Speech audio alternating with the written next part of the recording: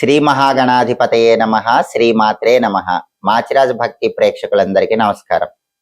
నవగ్రహాలలో బుధగ్రహము ఫిబ్రవరి 3వ తేదీ మంగళవారం రాత్రి 9:54 మకర రాశిలో నుంచి కుంభరాశిలోకి మారుతోంది. అంటే బుధుడు కుంభ సంక్రమణం జరుగుతోంది. ఇలా కుంభరాశిలోకి మారిన బుధుడు మళ్ళీ ఏప్రిల్ 11వ తేదీ వరకు కుంభరాశిలో ఉండి ఏప్రిల్ 11వ తేదీ మీనరాశిలోకి ప్రవేశిస్తున్నాడు. అంటే ఫిబ్రవరి 3వ తేదీ నుంచి ఏప్రిల్ 10వ తేదీ వరకు బుధుడు కుంభరాశిలోనే ఉంటాడు. ఈ సమయంలో బుధుడు కుంభరాశిలో ఉండటం, బుధుడి కుంభ సంక్రమణం అనేది 12 రాశుల వారికి ప్రత్యేకమైన ఫలితాలను ఇస్తుంది. ఈ బుధుడి కుంభ సంక్రమణం కొన్ని రాశులకు అనుకూల ఫలితాలను కలిగింపజేస్తుంది, కొన్ని రాశులకు వ్యతిరేక ఫలితాలను కలిగింపజేస్తుంది. కాబట్టి ఈ బుధుడి కుంభ సంక్రమణం ఏ రాశులకు అనుకూల ఫలితాలు కలిగింపజేస్తుందో, ఏ రాశులకు వ్యతిరేక ఫలితాలు కలిగింపజేస్తుందో, అనుకూల ఫలితాలు రెట్టింపు చేసుకోవటానికి, వ్యతిరేక ఫలితాలు తగ్గింపజేసుకోవటానికి, బుధుడి బలాన్ని పెంచుకోవటానికి 12 రాశుల వారు ఎలాంటి విధి విధానాలు పాటించాలో ఈ వీడియోలో మనం తెలుసుకుందాం. తదుపరి మిథున రాశి. మిథున రాశి వాళ్ళకి బుధుడి కుంభ సంక్రమణం వల్ల వచ్చే ఫలితాలు పరిశీలిస్తే మిథున రాశి నుంచి లెక్కబెట్టినప్పుడు మిథునం, కర్కాటకం, సింహం, కన్య, తుల, వృశ్చికం, ధనుస్సు, మకరం, కుంభం. బుధుడి కుంభ సంక్రమణం మిథున రాశి వాళ్ళకి 9వ స్థానంలో ఏర్పడుతోంది. 9వ స్థానంలో బుధుడి కుంభ సంక్రమణం అనేది వ్యతిరేక ఫలితాలను ఇస్తుందని జ్యోతిష శాస్త్ర గోచార గ్రంథాలన్నీ కూడా తెలియజేస్తున్నాయి. కొన్ని ప్రత్యేకమైన విషయాలలో మిథున రాశి వాళ్ళకి 9వ ఇంట్లో బుధుడు వ్యతిరేక ఫలితాలు ఇస్తాడు. ఆ ప్రత్యేకమైన విషయాలు ఏంటంటే నిర్లక్ష్యం పెరుగుతుంది. మిథున రాశి వాళ్ళు పనిచేసే చోట ఏదైనా పని చేయాలంటే కమిట్మెంట్ తగ్గిపోయి నిర్లక్ష్యాన్ని ప్రదర్శిస్తూ ఉంటారు, అలసత్వాన్ని ప్రదర్శిస్తూ ఉంటారు, పనిని వాయిదా వేస్తూ ఉంటారు. దానివల్ల ఇబ్బందులు వచ్చే అవకాశాలు ఉన్నాయి.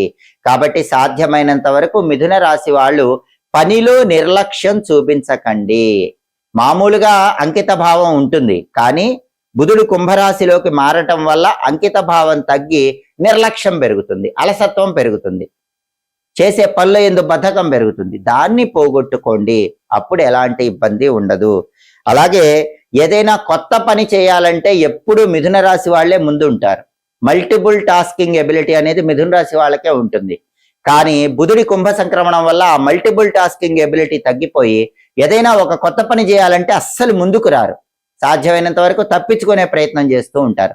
అలా కాకుండా మీ సహజ లక్షణం ఏదైతే ఉందో ఆ సహజ లక్షణాన్ని బట్టే కొత్త పని చేయటానికి ముందుకు దూసుకు వెళుతూ ఉండండి. అప్పుడు బుధుడి కుంభ సంక్రమణం మీకు ఎటువంటి వ్యతిరేక ఫలితాలను ఇవ్వదు. అలాగే మీ కీర్తి ప్రతిష్టలు కొద్దిగా తగ్గే అవకాశం ఉంది. మిథున రాశి వాళ్ళంటే ఒకేసారి 2-3 పనులు చేస్తారనే మంచి పేరు ఉంటుంది, కానీ ఆ మంచి పేరు ఈ సమయంలో తగ్గే అవకాశం ఉంది. కాబట్టి ఆ మంచి పేరు తగ్గకుండా ప్రత్యేకమైన జాగ్రత్తలు తీసుకోండి. అలాగే అసత్య వాచాలత్వం పెరుగుతుంది. అంటే ఎప్పుడూ కూడా నిజం మాట్లాడే మిథున రాశి వాళ్ళు అబద్ధాలు చెప్పే అవకాశం కూడా ఈ బుధుడి కుంభ సంక్రమణం కలిగింపజేస్తుంది. సహజంగా మిథున రాశి వాళ్ళు ఏం మాట్లాడినా సరే ఒక సెటైర్ వేసి మాట్లాడే లక్షణం ఉంటుంది. కానీ ఇప్పుడు బుధుడి కుంభ సంక్రమణం వల్ల ఆ సెటైర్ ప్లేస్ లో అబద్ధాలు తెలియకుండానే వస్తూ ఉంటాయి. ఆ అబద్ధాలు రావటం వల్లే ఇబ్బందులు వస్తాయి. సాధ్యమైనంత వరకు మీ సహజ లక్షణం నుంచి దూరంగా వెళ్లకుండా ఆ సెటైర్ వేసే లక్షణం వరకే ఉండండి, అసత్యం మాట్లాడద్దు, దానివల్ల ఇబ్బందులు వచ్చే అవకాశం ఉంది. అలాగే సంతానానికి ఏవైనా ఇబ్బందులు జరిగే అవకాశాలు కూడా ఉన్నాయి. కాబట్టి మిథున రాశి వాళ్ళు పిల్లల గురించి ప్రత్యేకమైన శ్రద్ధ వహించండి. పిల్లల చదువు కానీ పిల్లల ఆరోగ్యం కానీ దీని గురించి ప్రత్యేకమైన జాగ్రత్తలు తీసుకోండి. అలాగే పిల్లలు వాహనాల మీద వెళుతున్నప్పుడు కూడా వాహన ప్రమాదాలు జరగకుండా ప్రత్యేకమైన జాగ్రత్తలు తీసుకోవాలి. ఈ బుధుడి కుంభ సంక్రమణం మిథున రాశి వాళ్ళ సంతానానికి చిన్న చిన్న వాహన ప్రమాదాలు కలిగింపజేసేలా చేసే అవకాశాలు ఉన్నాయని జ్యోతిష శాస్త్ర గోచార గ్రంథాల్లో చెప్పారు. కాబట్టి ఈ విషయంలో మిథున రాశి వాళ్ళు కొంచెం అప్రమత్తంగా ఉండాలి. ఈ జాగ్రత్తలు తీసుకుంటే బుధుడి కుంభ సంక్రమణం ఎటువంటి వ్యతిరేక ఫలితాలను ఇవ్వకుండా అనుకూల ఫలితాలు పొందటానికి మిథున రాశి వాళ్ళకు అవకాశం ఉంటుంది. ఫిబ్రవరి 3వ తేదీ నుంచి ఏప్రిల్ 10వ తేదీ వరకు బుధుడి కుంభ సంక్రమణం వల్ల అనుకూల ఫలితాలు వచ్చే రాశుల వాళ్ళు అనుకూల ఫలితాలు రెట్టింపు చేసుకోవటానికి, వ్యతిరేక ఫలితాలు వచ్చే రాశుల వాళ్ళు వ్యతిరేక ఫలితాలు తగ్గింపజేసుకోవటానికి కొన్ని శక్తివంతమైనటువంటి బుధుడికి సంబంధించిన పరిహారాలు చేసుకోవాలి. జ్యోతిష శాస్త్ర పరంగా నవగ్రహాలలో బుధుడికి ప్రియమైన ధాన్యం పెసలు. కాబట్టి నానబెట్టిన పెసలు ఈ సమయంలో వచ్చే బుధవారాలు గోమాతకు తినిపించండి. అలాగే బుధుడికి ఆకుకూరలు అంటే కూడా ఇష్టం. కాబట్టి ఆకుపచ్చ రంగులో ఉన్న ఆకుకూరలు ఈ సమయంలో వచ్చే బుధవారాలు గోమాతకు తినిపించాలంటే ఫిబ్రవరి 3 నుంచి ఏప్రిల్ 10వ తేదీ మధ్యలో వచ్చే బుధవారాలు గోమాతకు ఆకుకూరలు తినిపిస్తూ ఉన్నా కూడా బుధుడి కుంభ సంక్రమణం ఇచ్చే ఫలితాలు పూర్తిగా అనుకూలిస్తూ ఉంటాయి. అలాగే ఈ సమయంలో వచ్చే బుధవారాల్లో ఎప్పుడైనా బుధహోరలో పెసలు దానం ఇచ్చుకోండి. బుధవారం ఉదయం 6 నుంచి 7 మధ్యలో, మధ్యాహ్నం 1 నుంచి 2 మధ్యలో, రాత్రి 8 నుంచి 9 మధ్యలో బుధహోర ఉంటుంది. ఈ బుధహోర ఉన్న సమయంలో 1.25 కేజీ పెసలు ఆకుపచ్చ వస్త్రంలో మూటగట్టి దేవాలయంలో పంతులు గారికి ఆ పెసల దానం ఇచ్చుకున్నా కూడా బుధుడి కుంభ సంక్రమణం పూర్తిగా ద్వాదశ రాశుల వాళ్ళకి అనుకూల ఫలితాలను కలిగింపజేస్తుంది. అలాగే దీంతో పాటుగా తులసి మొక్క దగ్గర దీపం పెడితే చాలా మంచిది. ఎందుకంటే ఏ ఇంట్లో అయితే తులసి కోట దగ్గర తులసి మాతకి నమస్కారం చేసుకుని ఒక రాగి చెంబులో నీళ్లు తీసుకుని ఆ నీళ్లతో తులసి కోట దగ్గర అర్ఘ్యం ఇచ్చి తులసి కోట దగ్గర దీపం పెట్టుకుని తులసి కోట చుట్టూ ప్రదక్షిణలు చేస్తారో వాళ్ళకి సంపూర్ణంగా నవగ్రహాలలో బుధుడు యోగిస్తాడని పరిహార శాస్త్రంలో చెప్పారు. తులసి పూజ ఎంత ఎక్కువగా చేస్తే అంతగా బుధుడి కుంభ సంక్రమణం అనుకూల ఫలితాలనే ఇస్తుంది. అలాగే బుధుడు విశేషంగా యోగించాలంటే బుధవారాలు పెసరపప్పుతో చేసిన పదార్థాలు ఆహారంలో స్వీకరించండి. ఎందుకంటే ఒక గ్రహం యోగించాలంటే ఆ గ్రహానికి ప్రీతిపాత్రమైన ధాన్యాన్ని కూడా ఆహారంలో స్వీకరించాలి. బుధుడికి ప్రియమైన ధాన్యం పెసరపప్పు.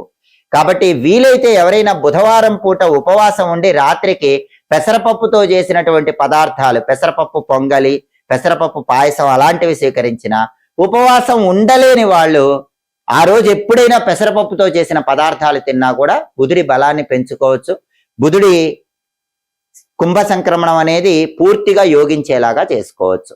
అలాగే ఈ పరిహారాలతో పాటుగా బుధుడికి సంబంధించినటువంటి ఒక మంత్రం ఉంటుంది, బుం బుధాయ నమః. ఈ మంత్రాన్ని ప్రతి బుధవారము కూడా 17 సార్లు చదువుకోండి.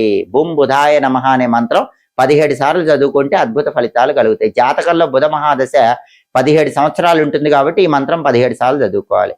అలాగే ప్రతి గ్రహానికి అధిష్టాన దైవం ఉంటుంది. బుధుడికి అధిష్టాన దైవాలు గణపతి, విష్ణుమూర్తి.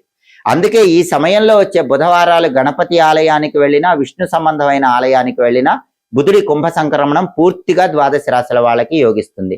గణపతిని గరికతో పూజించడం, ఎర్ర పుష్పాలతో పూజించడం, గణపతికి ఉండ్రాళ్ళు నైవేద్యం పెట్టడం, బుధవారాలు చేసుకోవటం, లేదా విష్ణు సంబంధమైన ఆలయానికి వెళ్ళి దర్శనం చేసుకోవటం ద్వారా కూడా బుధుడి కుంభ సంక్రమణం విశేషంగా యోగిస్తుంది.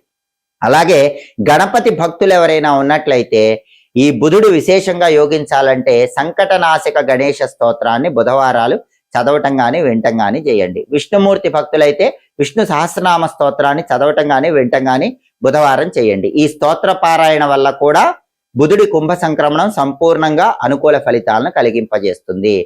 అలాగే బుధుడి కుంభ సంక్రమణం అనేది వ్యతిరేక ఫలితాలు ఇచ్చే రాశుల వాళ్ళు ఆ వ్యతిరేక ఫలితాలు తగ్గింపజేసుకోవటానికి, అనుకూల ఫలితాలు ఇచ్చే రాశుల వాళ్ళు అనుకూల ఫలితాలను రెట్టింపు చేసుకోవటానికి బుధ దీపాన్ని బుధవారం వెలిగించుకోండి. బుధుడికి ఇష్టమైన దిక్కు ఉత్తర దిక్కు.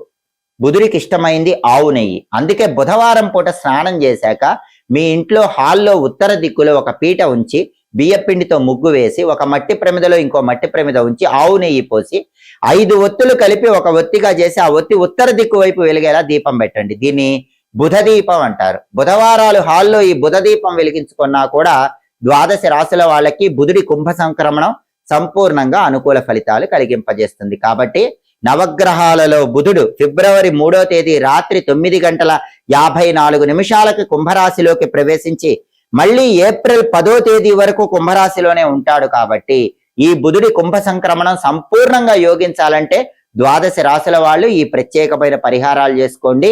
యోగించని రాశుల వాళ్ళకి వ్యతిరేక ఫలితాలు తగ్గిపోతాయి, యోగించే రాశుల వాళ్ళకి అనుకూల ఫలితాలు పెరుగుతాయి. ఎప్పటికప్పుడు గ్రహాల సంచారంలో మార్పు గురించి తెలుసుకోవాలన్నా, గ్రహాల సంచారంలో మార్పును బట్టి పరిహారాలు తెలుసుకోవాలన్నా మాచిరాజు భక్తి ఛానల్ తప్పకుండా చూడండి. మా వీడియోస్ మీకు నచ్చినట్లయితే మా ఛానల్ లైక్ చేయండి, కామెంట్ చేయండి. మా ఛానల్ వీడియోస్ 10 మంది మిత్రులకు షేర్ చేయండి. మా ఛానల్ సబ్స్క్రైబ్ చేసుకోండి. పక్కనున్న బెల్ సింబల్ నొక్కటం మాత్రం మర్చిపోకండి. సర్వే జనాః సుఖినో భవంతు. స్వస్తి.